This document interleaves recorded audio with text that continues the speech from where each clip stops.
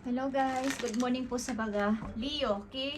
Ngayon ay February 21 guys. At wala po ang pasok ngayon sa work.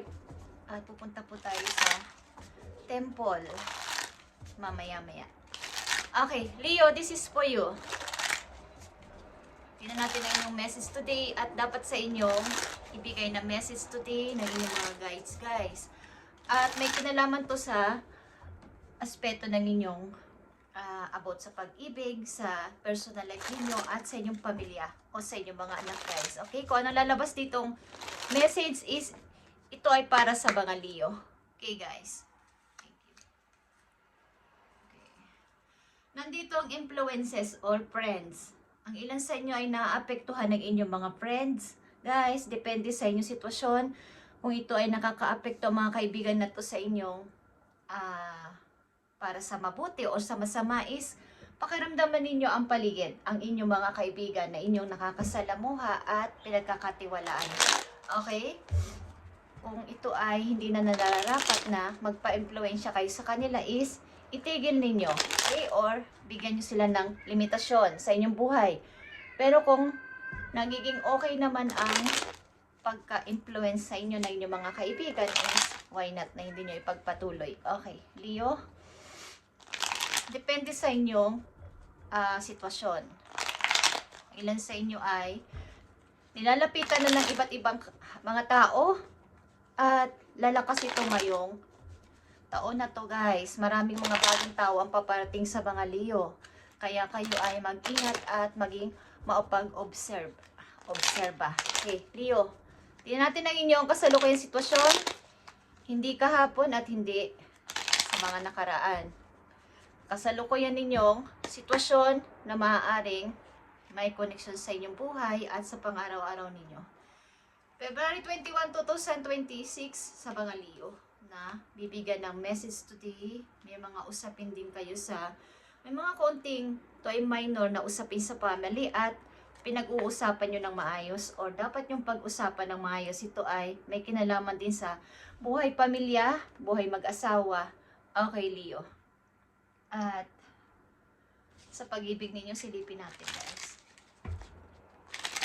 February 21, 2026. Message for Leo. Lalaki o babae, hindi man kayo is para ito sa inyo guys.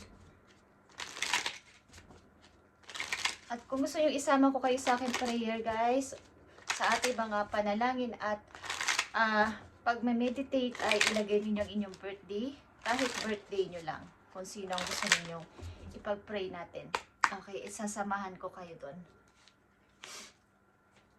Mas marami nagpipray, mas marami ang, kumbaga mas malaki ang chance na maabot o maipaabot natin ang ating hinihiling kay God para sa mabuting prayer, hindi sa masasamang prayer. Okay guys? So sa inyong pag-ibig, keep the door open.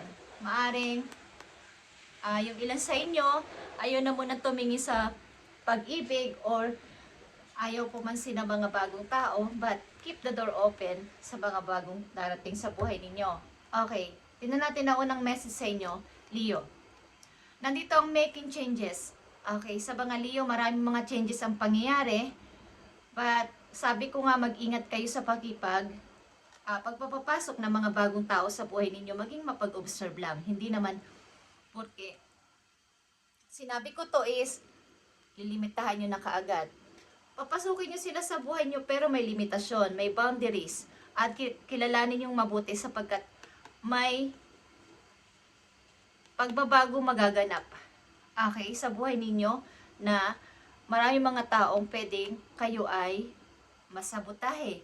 Okay, ito ay mga hindi magagandang impluensya sa inyong buhay, Leo. Ang mga person na to na paparating. Okay, hindi naman lahat pero maging mapag-observe nga kayo. Katulad na sinabi ko sa inyong paligid, sa mga taong papalapit sa inyo dahil kayo ay pansinin. Kayo ay, kahit wala kayo salita, kayo ay napapansin. Okay, madali kayong makagaanan ng loob, guys. At madali silang magbigay sa inyo ng mga salubin nila. Okay? So, making changes is mangyayari sa inyo, guys. mga compromise. Kasalukuyan ng sitwasyon na mga Leo, may gustong tao na lumapit sa iyo talaga. Ito ay maaaring nakaalitan mo o nakasamaan ng loob or hindi na kayo nagkikita ng matagal na panahon pero may gusto sa iyo makipag-usap ulit, banding ulit, makipagkita ulit. Ito man ay lovers mo, ito man ay dati mong asawa, ito man ay kaibigan mong matagal na, meron Leo. At ito ay strong bond, deep bonding. Kumbaga, matagal mong nakasama, matagal mong nakakausap. Okay, ang person na to na gusto sa iyo magkaroon na tayo ng parang both of you kasi ay hindi manahimik pa din dahil walang closure, walang pag-open ng mga saloobin nung kayo ay naghiwalay o kayo ay iba ng landas na tinatahak. Okay, ano ba yung mga words? Lumalabas guys yung aking... Okay, ilan sa inyo ay sumama sa isang person o sasama sa isang person sa isang maayos na pamumuhay? Something na malayo sa lahat. Malayo sa inyong unang nakasalayan na lugar. Okay, sasama kayo sa isang person at ang tao na to ay puprotektahan kayo. Sasamahan kayo sa anumang bagay, sa hirap at ginhawa. Ibig ko sabihin, isang person na to ay kaya kayong i-provide at protektahan sa mga lalapit sa inyo, sa panganib or ipagtanggol any situation sa inyong buhay. Maring sasama kayo sa person na to with your child or anak. Okay. So, andito ang judgment guys. Okay, kaya andito ang keep the door open. Papasok ka na sa bagong pintuan ng iyong buhay, new phase, okay, ng iyong buhay, new cycle. Okay, Leo, sa mga Leo na nandito, is maaaring sira ng inyong marriage at papasok ka sa isang maayos na pamumuhay, bagong buhay, bagong family, maybe, bagong mga tao din, like I said, is mayroon. Guys, okay? At maaaring sa mga nakaraan yung taon-taon talaga sa buhay, may tao kayong hiwalayan. Ito man ay lovers nyo o asawa, or kaibigan. At ang tao na to ay gusto makipag-usap, talk again, okay? Magkaroon ng closure ang bawat isa. At sa inyong pag-ibig, divine timing is here. Okay, yeah. Maaring almost dito ay single na Leo at naghihintay kayo ng tamang panahon, tamang tao, tamang ibibigay ni God sa inyo. Divine timing ito sa taong paparating sa buhay ninyo, okay? Huwag kayong magmadali at darating ito sa tamang pagkakataon. Hindi nyo inaasahan. Advice sa inyo, Leo. Tingnan natin ito mamaya.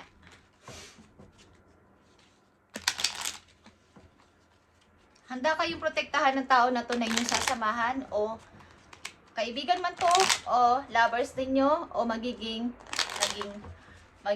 kasama nyo na sa buhay, hindi pa man to nangyayari, is mangyayari.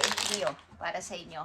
Nagtapos ang marriage dito ng dalawang person at maaaring pilit itong isinusurvive, but marami ding tao ang nagpipray about sa inyong relasyon, maaaring mga kamag-anak na maging mag-grow pa, masurvive pa. Pero ang ilan sa inyo ay naghiwalay na, okay guys? At ang ilan sa inyo ay pinagpapatuloy pa din ang pagpipray, pag-wish na hindi masira ang family na to at mahabang pasensya para sa ikakabuti dahil may anak kayo, okay? Maari, ang ilan sa inyo ay hindi pa rin sinusukuan ang family na to.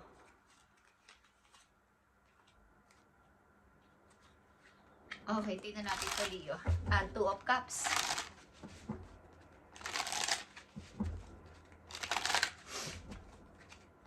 Ito ay 2 of Cups, guys. Strong bond ito ng dalawang person na may pinagsamahan ng malalim. Maaaring ito ay inyong kaibigang matalik or naging asawa or naging kinakasama. Okay, tingnan natin ang 2 of Cups. Ang 6 of Swords at ang Judgment, guys. Andito ang Major Arcana na Judgment. Ito ay Truth. Okay. Kayo ay may hinihintay guys. Ito man ay tao o trabaho, meron kayong hinihintay from a distance. Two of Cups is here, King of Pentacles. Okay, isang taong maaari ito ay inyong naging kabiyak sa buhay. Maaring isang tao na may, kumbaga, nung nagkalayo kayo, naging okay siya sa buhay. Naging, may naituro kayo sa kanyang magagandang lesson para mangyari ang nangyari sa kanya ngayon, kung anong kanyang na-achieve o nakuha sa buhay. Is, marami kayong naituro sa person na to at maaaring gusto kang kausapin ulit, i-bonding ulit. Okay, ng person na to. Hindi ko alam kung ama o ina ito na inyong mga anak, but ang person to ay gusto sa inyo hindi naman balikan, siguro gusto ulit makipag-usap at maging friend kayo. Okay? Maaring okay na siya sa ngayon. Maaring mayroon siyang reason about sa kanyang pag-alis. Okay? Tingnan pa natin to guys. Six of Swords is here. Four of Pentacles. Okay. Maaring ang person na to na inyong sasamahan o mayroon sa inyong bibigay ng favor dito dahil sa kakulangan nyo nga sa pera or sa ikakabuhay is may tao sa inyo tutulong na hindi nyo inaasahan about sa money, Leo, at kayo ay ipoprovide. Okay? Bibigyan kayo ng pag-asa ulit na pwede namang mag-start. Pwedeng mag-start ulit sa konting pera. Hindi naman, kumbaga, hindi kayo pinabayaan ng person na to sa nawalang-wala kayo. Okay? Binigyan kayo ng pag-asa na mayroong tutulong sa inyo kahit na wala kayong kabuhayan pa o wala pa kayong pera. Meron sa inyo tutulong na person. Okay. Leo, Judgment is here, Queen of Swords. Okay. Andito yung pag-iisip-isip mo nga about dito sa family na to kung ito ay iyong pag-iisipan ng may pagka-practical na this time. Okay? Mayroon kang pag-iisip-isip dito. Ano pa ang dapat kong gawin? Maging practical na ba ako this time sa pagdedesisyon ko sapagkat ito ay pagbubukas ng new door sa iyong buhay. Okay, ang Judgment. Kung tuluyan ko na ba itong isasara ng tuluyan at papasok na ako sa new door o dito pa din ako. Merong katahimikan at silent kayo sa inyong sitwasyon na to. Leo, tingnan natin ang King of Pentacles. I need message for Leo about dito sa kailang sitwasyon. King of Pentacles at Four of Pentacles at Queen of Swords. Yeah, mayroong dito talagang gusto makipag-meet again. Someone is missing you, Leo. Someone is missing you sa band nyo. Ito man nga ay friend nyo or ex nyo is someone is gusto kayong makaband ulit or namimiss ang inyong pinagsamahan. Okay, King of Pentacles is the Moon. Ito ay sikreto. Okay? Something galing sa nakaraan talaga. Ito ay reflection, shadow. Galing sa nakaraan na may hindi nananahimik. Something na kung hindi ko to sasabihin, ang aking saloobin, ang aking mga pinagdaanan, ang person na to ay malungkot kahit may na-achieve na siyang maayos o okay na siya. Malungkot siya. So, ang kulang na lang dito ay pakikipag-usap sa inyo, pakikipag-band ulit, at maging friend kayo someday. Okay. Something na dala-dala niya to hanggang ngayon kahit na anong kanyang ginagawa sa buhay, kahit na successful na siya or what is, mayroong reflection. Bumabalik ang kahapon. Nagbabalik sa kanya at hindi siya mapakali. Okay, Leo? Four of Pentacles is here. Yeah, something talaga na kayo ay lalayo sa nakakarami. Six of Swords again is here para sa inyo ayos ang buhay. Kayo ay lalayo. Something ito ay voyage or travel. Kung saan man. Sa ibang city or sa ibang country or sa ibang, hindi ko alam, barangay. Basta kayo ay aalis o mag-change ng lugar. Okay. Something ito ay paglalayag. Okay, sa dagat. Something. Ang ilan sa inyo ay tatawid ng dagat or may dagat sa inyong place na pupuntahan. Okay. So, andito ang Queen of Swords. So, andito ka sa ito ay Hangman. Pag-iisip-isip talaga at pag-observe sa sitwasyon na to. kung dapat ko nang lisanin o exitan ko na ang family na to, or dito pa din ako mag-i-stay. Something na makikiramdam mo na ako this time. Wala pang final decision.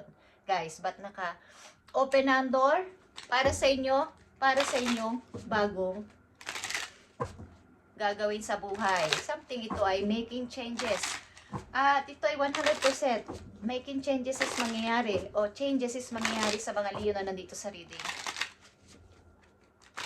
Konting pag-iisip-isip at pagmamasid sa paligid, guys. Isang mahalagang message dito, Leo. Isang mahalagang message for you. Okay, the Hierophant. Dalawang Hierophant po dito. It's all about sa inyong mga anak at sa family ang inyong main na usapin dito.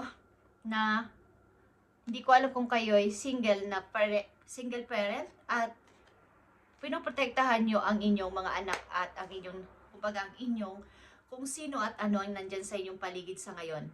Lahat ng problema ay kaya nyong isolve o i-handle o bigyan ng solusyon pag about na sa usaping family o sa inyong mga anak is hindi kayo nagpapabaya.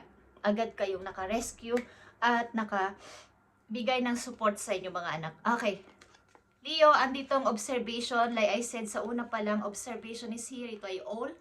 Ito yung ibon na malaki ang mata at laging gising sa gabi. Okay guys, yung sa probinsya namin is kapag ito ay mag-ingat kayo guys, okay? Sa probinsya namin kapag ito ay humuhuni, kapag sa malapit sa may bahay ng may kung sino man ang may sakit, okay, yun ang paniniwala ng mga matatanda sa amin, is meron daw may malalang sakit o may sakit sa paligid o sa malapit sa bahay na yun kung saan siya dumadapo na puno. Okay, yun ang sabi sa amin ng mga matatanda. But tama naman siya. Okay, na-experience ko to nung bata pa ako guys. Okay? So ito ay tinataboy ng aking papsi. Kapag ito ay naririnig niya, tinataboy nila to ng mayroon silang buntot palagi sa bahay. Okay, tinataboy nila to at sinasabuyan ng asin para lumayas doon sa place na yun at ma-control o makontra yung ginagawa niya, okay? But ito ay kanyang trabaho. Okay? Trabaho ng ibon na to is ganun talaga siya. So, wala tayong magagawa doon, guys. Okay, depende sa inyong paniniwala. You are being encouraged to look beyond believing appearance into the true reality of a situation or person motives. Okay? So, like I said, sa una pa lang, may mga bago sa inyong parating na tao, mga tao, bagong mukha, at maging mapag-observe kayo sa hindi lang sa kanilang appearance, kanilang physical appearance na kung ganito itsura is huhusgahan na. Tingnan ninyong mabuti ang motibo sa inyo, good or bad ba ito, sapagkat sa inyong pag-observe na to, may mga maaaring pagbabagong malaki ang magaganap sa inyong buhay simula sa araw to, Leo. Okay? You need to hear what is really being said despite the words and emotions coming from the messenger. Okay. At itong papalapit sa iyo na to na tao, ito man ay ex mo nga o iyong kaibigan na matagal na is, pakiramdaman mo mabuti kung bakit ito lumalapit sa iyo. Ano ang motive niya sa akin? Okay? Obserbahan mo ang kanyang pananalita at ang kanyang pagsasalita na may kasamang emotion. Okay guys? Just saying. At ito ay totoo. Maging mapag-observe kayo sapagkat maraming tao ang paparating sa buhay nyo simula sa araw na to guys. Marami. At ito ay may mga iba't ibang motibo sa inyong buhay. Guys, sapagkat alam nilang inyong halaga. Alam nilang inyong kakayanan bilang isang Leo. At mag-ingat kayo guys. Okay? May napipil akong iba. But atin itong i-cash out. Okay. Papalayasin. Okay, ang bad energy na to. Okay guys, hindi ko na kailangang pagsabihin. But mag-ingat kayo. Something na may mga pagtatak lang at saka mga kontra sa inyong mga plano. Okay?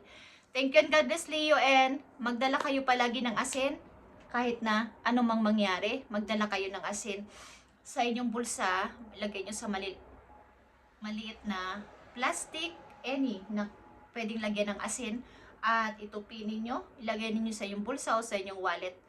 Pantaboy ito ng mga bad energy, bad spirit sa paligid. Okay, at ito inyong ipag-pray sa inyong own word. Okay? Thank you and God bless, Leo. At pupunta tayo mamaya sa temple 2. Pag-pray ang inyong mga wish or ang inyong mga nagbabasa ako ng inyong mga comment, guys, at nasa sa isip ko yan at nasa sa puso ang inyong mga comment at nakikita ko ang inyong mga problema. At sinasama ko yon sa prayer ko, guys. Promise, hindi ako nagbibiro. Thank you and God bless, guys. Kaya, kailangan natin mag-ipon ng energy, hindi lang basa ng basa or what is hinihingi natin to ng message kay God. Kung ano ang dapat ninyong malaman at dapat sa inyong i-advise na sinishare ko lang sa inyo, guys. Okay? Thank you and God bless.